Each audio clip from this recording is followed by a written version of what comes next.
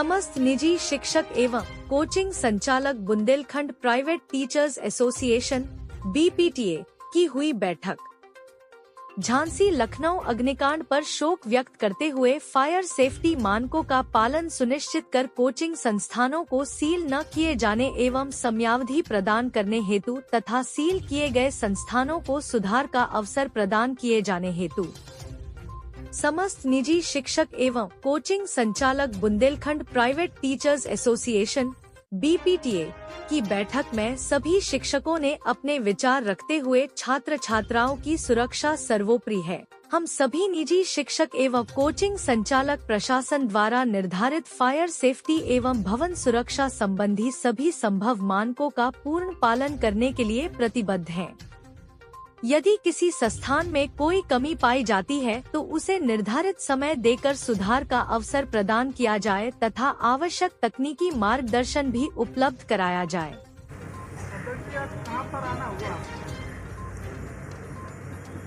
आज ये private teachers association का ये कार्यक्रम है। अभी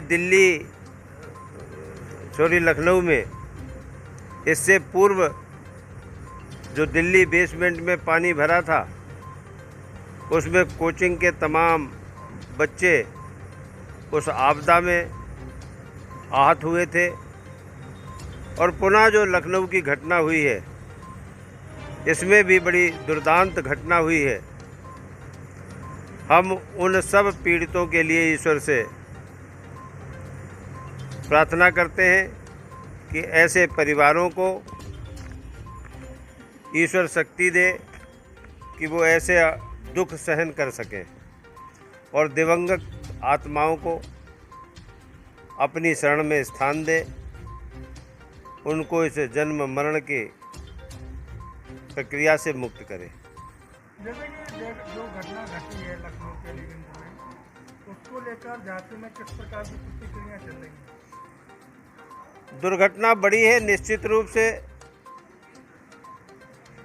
दुखद घटना के प्रति पूरा शासन एकदम सचेत होता है और प्रशासन ने इसका संज्ञान लेते हुए माननीय मुख्यमंत्री जी ने भी वहां पर मौके पे जाके पीड़ित परिवारों के प्रति, बच्चों के प्रति अपनी संवेदनाएं व्यक्त की हैं। झांसी में भी इस प्रकार की एक प्रतिक्रिया आई है कि इस प्रकार की कोचिंग, उनमें समुचित सुरक्षा हो, ऐसे निर्देश जारी हुए हैं। जैसे कई कोचिंग सेंटर बिना मानक के चल रहे हैं, उन पर क्या कार्रवाई होगी? इसमें हमको कहना है कि सभी को कोचिंग नहीं कहा जा सकता। कुछ ऐसे छोटे छोटे शिक्षक हैं जो 20-20 बच्चों को ट्यूशन पढ़ाने का काम करते हैं। तो ट्यूशन पढ़ाने और कोचिंग, इन दोनों में एक अंतर है। हमने भी टीचर्स से भी आग्रह किया है कि इन मानकों का पालन करें। जो शासन और टीचर्स एक यूनिवर्सल पॉलिसी, उसके आधार पर हम कोचिंगों का संचालन करें। बच्चों की पढ़ाई और उनकी सुरक्षा दोनों का ध्यान हमारे कोचिंग संचालक भी करें और शासन प्रशासन उस पर निगरानी भी रखे। तो आज उनका विषय, टीचर्स का विषय हमारे ज्ञान संज्ञान में लाया गया है। जो भी बातचीत करने के बाद में होगा उसको निश्चित रूप से फॉलो कराने की बात होगी। न शिक्षा रुकनी चाहिए, न किसी की सुरक्षा में कोई बाधा आना चाहिए। इस प्रकार की बातचीत हम शासन प्रशासन से करके इसके समाधान का प्रयास करेंगे। नहीं, टीचर्स एसोसिएशन का ये कहना है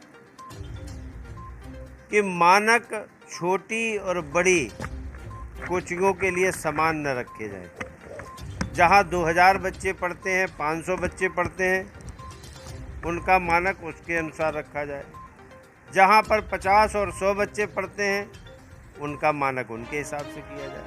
और जहाँ पर ट्यूशन पढ़ने के लिए 10 और 15 बच्चे, 10-10, 15-15 का बैच आता है, मालूम पड़ा कि 50-60 ही बच्चे पढ़ते हैं दिन भर में, तो उनको और 2200-500 बच्चों के बराबर के मानक से उनको दिक्कत है। तो एक यूनिवर्सल पॉलिसी बने, क्लासिफिकेशन हो जाए और निश्चित रूप से कि दोनों की सुरक्षा हो, विद्यार्थी की भी सुरक्षा हो और शिक्षक की भी सुरक्षा हो, और शासन प्रशासन भी निगरानी रखने में और आगे इसको संचालन करने में सहयोग करे। क्या नाम है आपका? मेरा नाम मनीष राजा, मैं बुंदेलखंड प्राइवेट टीचर एसोसिएशन का अध्यक्ष हूँ। सर, जैसे कि अभी कुछ दिनों पहले लखनऊ में एक हृदय विदारक घटना घटी जी जिसके चलते कोचिंग की लापरवाही थी, जी 15 बच्चों की जान गई। जी तो इसको लेकर क्या कहना रहेगा और झांसी में इसको लेकर क्या प्रतिक्रिया चल रही है? सबसे पहले तो मैं आपको अवगत कराना चाहता हूँ कि जहाँ पर यह घटना हुई है वहाँ कोई कोचिंग क्लास नहीं थी। वहाँ पे बच्चे वेब डिज़ाइन और वीडियो गेम वगैरह गेमिंग जोन था। लेकिन जहाँ 15 लोगों की जान गई है उसकी हम लोगों को भी चिंता है, और उसका वास्तव में हम लोगों ने अभी 2 मिनट का मौन रख के हम लोग उस घटना की वो करते हैं। जहाँ बच्चों की जान की बात आती है वहाँ उनकी सेफ्टी हम लोग भी चाहते हैं। लेकिन जैसा हमारे जिलाध्यक्ष जी ने बताया हुआ है कि ये बात पहले भी उठाई हुई है कि एक छोटे से कमरे में पढ़ाने वाला अगर टीचर 10 और 15 बच्चों को जो पढ़ा रहा है वो यदि मानक पूरे करेगा तो फिर वो 10-15 बच्चों की फ़ीस अफोर्ड नहीं कर पाएंगे। उनके गार्जियन 15 बच्चों को, जहाँ छोटे छोटे गांव हैं, झांसी जैसे क्षेत्र में आप देख रहे हो, यहाँ इतनी बड़ी बड़ी कोचिंग नहीं है। हमारे ऊपर जो नियम लगाए जा रहे हैं वो कोटा की कोचिंग से लेके लगाए जा रहे हैं। कोटा में जो कोचिंग चल रही है और झांसी में जो कोचिंग चल रही है उनमें और झांसी की कोचिंग में बहुत फ़र्क होता है। हमारे यहाँ जो कोचिंग है उनके लिए सभी के लिए एक ही मानक है, जबकि ट्यूशन पढ़ाने वाले के लिए और कोचिंग पढ़ाने वाले के लिए मानक अलग अलग होना चाहिए। हम लोगों ने मीटिंग करी है CFO के साथ, उन्होंने हमें बताया है, जो निर्देश दिए गए हैं हम लोगों ने आश्वासन दिया उसका पालन किया जाएगा जो जो हमको दिया जा रहा है। लेकिन जिस तरह से अचानक से कोचिंग सीज की जाती है उस वजह से समाज में एक अच्छा मैसेज नहीं जाता है। जो हमारे गार्जियन हैं उन्हें नहीं समझ आता है कि हमारे टीचर्स हैं उनकी कोचिंग क्यों सीज की जा रही है। वो हम पे विश्वास रखते हैं और उस विश्वास को कहीं ना कहीं ठेस पहुंचती है। अगर उसके बदले में हमको 2 दिन, 10 दिन, 5 दिन का टाइम दिया जाता तो शायद उस मानक को पूरा करते हैं हम लोग। लेकिन सीधा आके अगर हमको सीज कर दिया जाता है, जबकि घटनाओं की जहाँ तक बात करें तो घटनाएं कहाँ, वो तो हर जगह होती हैं सर। रोड पर भी एक्सीडेंट होते हैं, प्लेन भी क्रैश होते हैं, तो क्या प्लेन थोड़ी उड़ाना छोड़ेंगे। लेकिन हाँ, उसका समय मिलता है, हम लोग उस घटना का हम भी करेंगे। जी बताइए। जी जी हाँ जी, हमारी मांग यही रही है कि जो घटना हुई है उसके लिए जो भी मानक हमको पूरे करने हैं उसको हमको पहले से सूचना दी जाए, उसके लिए पर्याप्त समय दिया जाए, सारे मानक पूरे हो जाएंगे। जिस कोचिंग में जो मानक संभवतः पूरे होते हैं, हम लोगों भी बच्चों की जान की उतनी ही परवाह है। हमारे भी घर के बच्चे कहीं पढ़ने जाते हैं सर, आपके घर के बच्चे भी शायद हमारे यहाँ पढ़ने आते होंगे, हमको भी उनकी ही उतनी चिंता है। लेकिन जो संभव है वो मानक पूरे हो जाएंगे, जो असंभव है वो चीज़ नहीं हो सकती है। कि अगर कोटा जैसी बहुत बड़ी कोचिंग की आप तुलना झांसी की कोचिंग से करें और उसके हिसाब से अगर आप चाहें कि एक कमरे में आपको फायर ब्रिगेड वाली NOC चाहिए तो वो पॉसिबल नहीं है। जी जी जी तो मेरे ख्याल से आपने भी देखा होगा, हम लोग भी देख रहे हैं, इस कोचिंग संस्थान में कहीं किसी प्रकार के कोई भी मानक देखने को नहीं मिलते हैं। इसमें आपका क्या कहना है? नहीं, ऐसा आप कह रहे हैं। आप हमारे साथ चलिए, यहाँ जितनी कोचिंग बैठे हैं आप नंबर ले लीजिए।